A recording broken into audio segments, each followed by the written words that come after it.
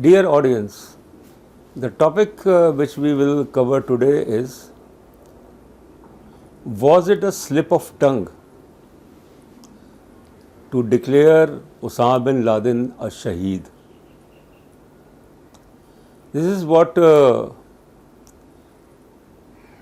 Prime Minister of Pakistan, Imran Khan, while he was speaking before the Parliament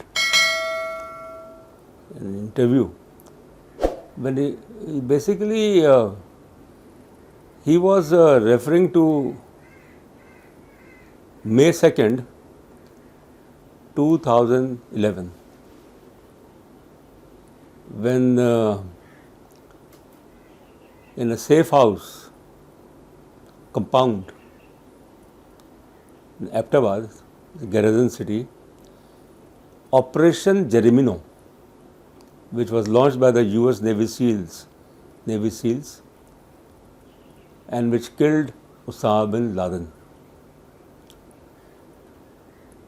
which was a source of embarrassment for Pakistan, that how come a global terrorist, Al-Qaeda, was found in Abbottabad, a garrison city.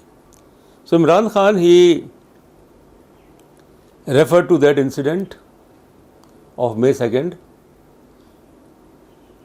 and he said that Osama bin Laden was killed and a Shaheed, a martyr. So the question is, and then Pakistan's foreign minister, when he was interviewed recently and asked the question about Imran Khan calling Osama bin Laden as a Shaheed, so he said that it was out of context. But when he was asked about his own opinion, that is, foreign minister's opinion, whether Osama bin Laden was a terrorist or a martyr, no comments, he kept silent. So that basically created a lot of controversy, that why those in the helm of affairs in Pakistan are reluctant to call Osama bin Laden a terrorist, and why Pakistan's Prime Minister, he called him a Shaheed, whether it was a slip of tongue. How can there be a slip of tongue? I mean, those in responsible positions must refrain from talking on issues in which they have to eat their own words. But the Prime Minister never ever contradicted that he called Osama bin Laden a Shaheed. Two things which we have to bear in mind about Osama bin Laden and Pakistan and the Muslim world. That in Pakistan, first thing is that there is a constituency, and that constituency worships Osama bin Laden, a global terrorist. And the People's Party, Pakistan People's Party Chairman Bilal Bhutto, he criticized what Imran Khan had said about Osama bin Laden, and he said that from any account, Osama bin Laden, being a terrorist, can never be a Shaheed. How can a terrorist be a Shaheed, a martyr? So there are people, large number in Pakistan, and look at the names, In the last 20 years, the name Osama is so popular in Pakistan. Like Saddam, when Saddam Hussein in 1990 had attacked Kuwait, occupied Kuwait, and there was the Gulf War. There were many in Pakistan who were inspired from Saddam Hussein, and they were waving his photographs and worshipping him, calling him as a hero. So what is the problem? The second thing, that what is the problem with the people of Pakistan? Why they admire those who have been responsible for enormous killings, violence, extremism and terrorism. The reason is basically that the Pakistani society, to a large extent, is not an enlightened or an educated society or a knowledge-friendly society. It is not. And how religion has been misused in Pakistan, and Osama bin Laden called as a hero of Muslims, whereas Pakistan voted a Security Council resolution in which terrorism has been condemned along with Osama bin Laden. There is another debate that who created Osama bin Laden, who created Al-Qaeda, who created Daesh and IS. That is another debate. But then to call Osama bin Laden a terrorist, that basically reflects the mindset of Imran Khan, the Prime Minister. And his mindset, which he exposed when he gave an interview to HBO franchise, in which he bluntly stated that the culture of rape gets an impetus because girls and women, they don't dress modestly, that their dress is such which lures, provokes men, and then men are involved in rape. So he has been constantly, Imran Khan has been constantly giving his statements. And such statements basically reflect that how ultra-conservative he is. Calling Osama bin Laden a martyr and blaming women about rape because they wear short dresses. That's hypocrisy, absolutely. Has anyone asked, has anyone questioned that during his youth and later youth, what sort of life Imran Khan was living while in UK? People have lots of evidences about him. Playboy culture type person. And then after reaching the age of senior citizen, he had disowned his past. How can he disown his past? It's all well documented. When Imran Khan talks about soft image and that we have an inferiority complex and we are lured as far as the Western dress is concerned or the English language, the question is basically that what about his own past? He should disown his playboy image. He should regret the type of life which he was living while he was a teenager, while he was a youth, a youngster, or whatever he was. But he should not basically expect the people of Pakistan to follow him when his own life is primarily a symbol of contradictions, hypocrisy. So it is very easy to talk about soft image, to criticize those and the liberal and the progressive elements.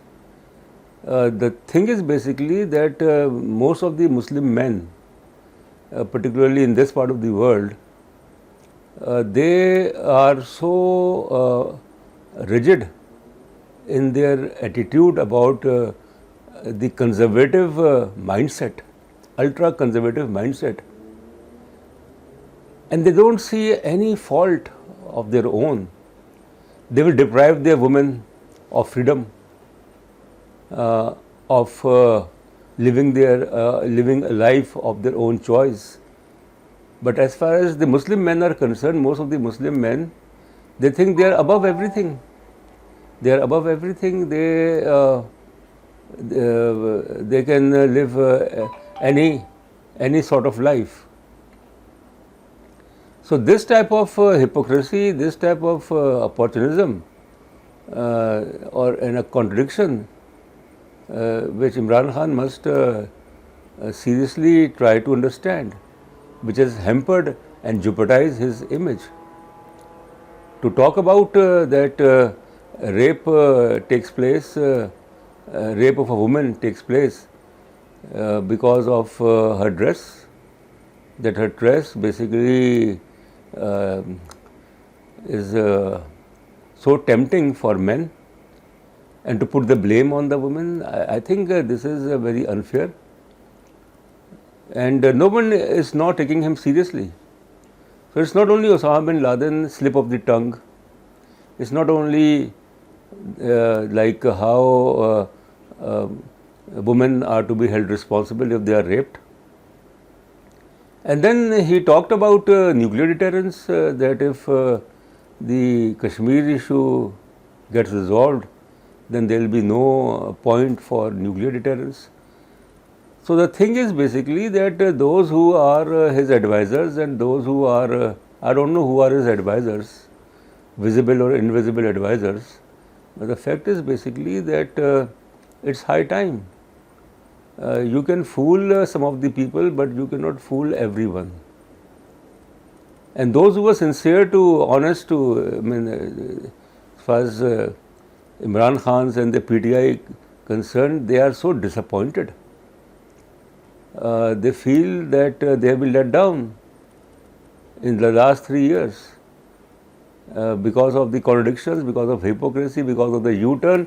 And when a person says that taking U-turn is legitimate, taking U-turn is the right kind of thing to do, then I think there is no scope as far as any argument is concerned. So to sum up the entire spectrum of Osama bin Laden, whether he was a martyr or whether he was killed or he was a shaheed or things like that, and then to talk about women that they are raped because of the dress which they wear, it reflects the typical Pakistani male mindset. That mindset is so hypocrite. They in their own lives have enjoyed everything while keeping their own daughters and their own sisters at home, taking advantage of the freedom in the West and the opportunities in the West. So that is what is basically Imran Khan is a reflection of that type of a mindset. But the thing is basically primarily that people have understood to a large extent that there cannot be any truth of what he has been saying. And it reminds me of what Musharraf talked about in his last days when there was an issue of Mukhtar Amai who was raped, and then she got a lot of support from human rights organizations. She established her own NGO, an illiterate woman, and then other quick cases. So he said that Musharraf said that if you want to get a visa, Western visa, get yourself raped. I think it was awful. And we know very well about Musharraf's life, how colorful it was. We know about Imran Khan's life, how colorful it was. That is his personal affair. But then when you have an official position, when you are head of the government or if you are head of the state, then you are accountable. If President Clinton was implicated in 1998, 1999, that Monica Lewinsky affair, that he was having an affair with Monica, who was his subordinate. And he denied it, but then of course he had to accept, he has to confess and to face the impeachment. So primarily in our part of the world there is absolutely no accountability, and people think that they can get away of what's any type of thing they do. So if you want to be Mr. Clean, then act like. If you want to be Mr. Clean, and if your past has question marks, then it's better if you seek forgiveness from God, forgiveness from the people of Pakistan about your past. But don't expect that others should comply with your way of what you have been suggesting, that this soft image or the enlightenment and things like that, basically Western in nature, I don't think it makes sense. So the time has come for, it's a mindset, Imran Khan type mindset, the male chauvinist, ultra conservative. And what used to be the dress code of Imran Khan before he became the Prime Minister? When he used to visit UK and the West, his social circle over there, all such things are documented. And those who have brought him into power, they thought that, and they had his weaknesses and everything. So you can call it blackmailing, or you can call it exploitation, that you toe our line, otherwise we will expose you. But he has exposing is basically like how people are used and then how they are being exposed. So that is a part of our culture. So I think it is better for those who are at the helm of affairs that they are above contradictions, that they are above hypocrisy. And this type of hypocrisy is rampant as far as most of the Muslim men are concerned. Thank you very much.